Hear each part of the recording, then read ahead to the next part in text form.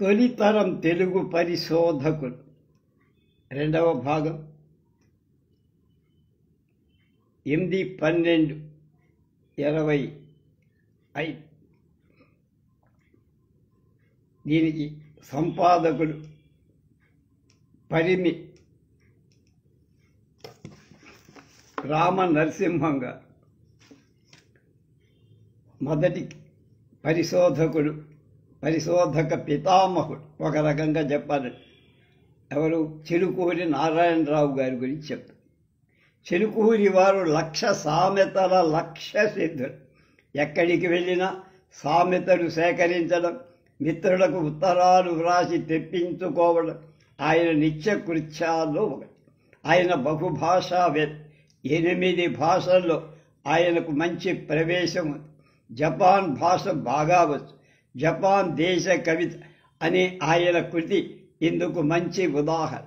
Germany దేశ విద్యా విధానం గురించి మరో పుస్తకం కూడా ఆయన రాశారు. వీరి అముద్రిత గ్రంథాలలో ముఖ్యమైన పిడపర్తి సోమన విరచిత ప్రభులింగ లీల. చిలుకూరి వారే సేకరించి ఆంధ్రదేశ జానపద గీతాలు, బాలగేయాలు, వనస్పతి నిఘంటువు, జైన దర్శన తత్వం, ప్రయోగరత్నాకరం తెలుగు నిఘంటువు, మరాఠీ తెలుగు పదకోశం, శూరసేనుడు నాటకం, జర్మన్ భాషా స్వయంబోధిని, dictionary of scientific and technical terms, కొన్ని చారిత్రక గ్రంథాలు, కవి జీవితాలు, ఇలా అనేక విషయాల మీద ఆయన పరిశోధనలు చేసి గ్రంథాలు రాశారు. సర్దేశాయి తిరుమలరావు గారు అన్నట్టు దాసు అంటే పురందరదాసు మాత్రమే, దాసరెందరే పురందరదాసు. అలాగే తెలుగులో విమర్శక పండిత అంటే చిలుకూరి నారాయణరావు గారు. ఆంధ్రప్రభ మధునాపంతల సత్యనారాయణ శాస్త్రి గారు అన్నట్టు ఓరిమి, పరిశ్రమ పేరిమి, ప్రతిభా వ్యుత్పత్తుల నేరిమి కలిసి చిలుకూరి నారాయణరావు పేర వెలసింది అన్నారు మధునాపంతులు. నాటి దత్తమండలాలు రాయలసీమ అని నామకరణం చెయ్యటంలో చిలుకూరి వారి హస్తం.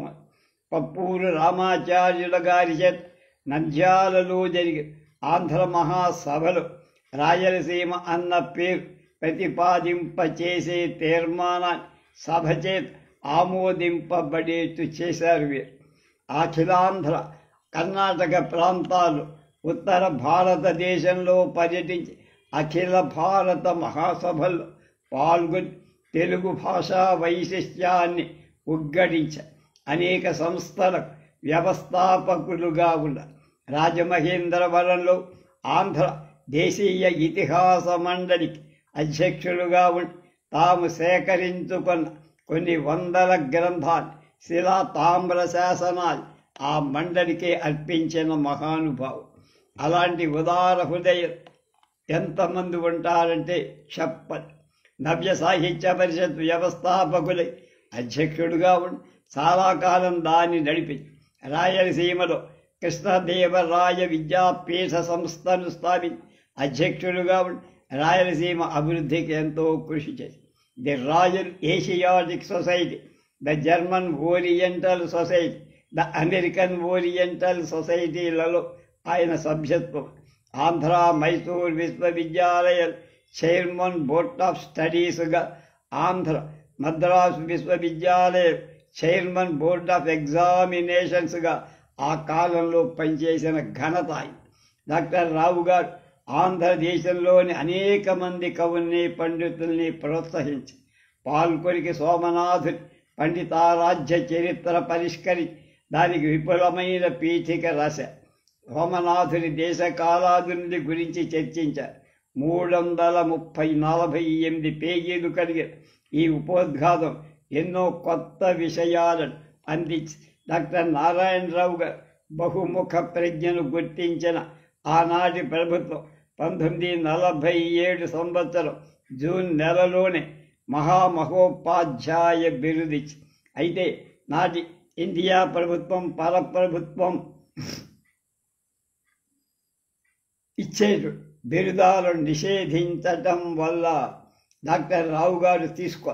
అదే సంవత్సరం నవంబర్ మాసంలో కాశీ సంస్కృత విద్యాపీఠం వారు ఉపాధ్యాయ బిరుదునిచ్చి గౌరి.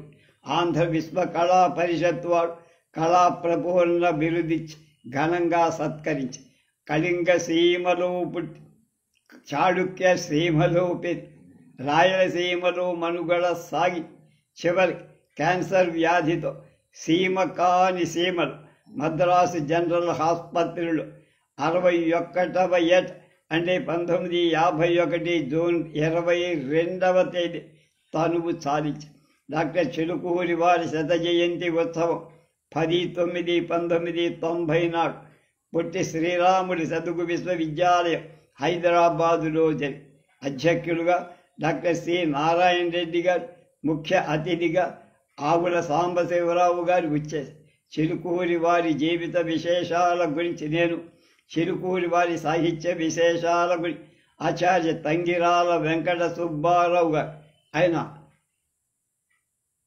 బెంగుళూరు యూనివర్సిటీలో తెలుగు ప్రొఫెసర్. ఈ మధ్యనే ఏడాది 2 ఏళ్ల కింద చనిపోయారు.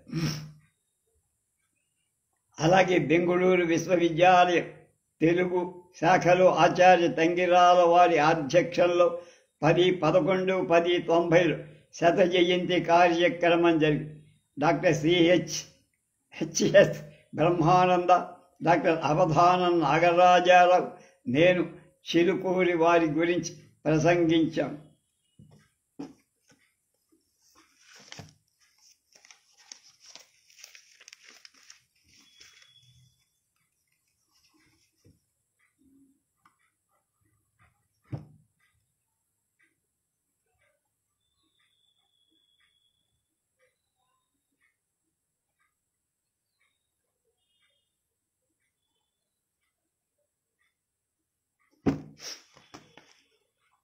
చిలుకూరి నారాయణరావు గారు బతికొండగా రావాల్సినంత గుర్తింపు రాదు.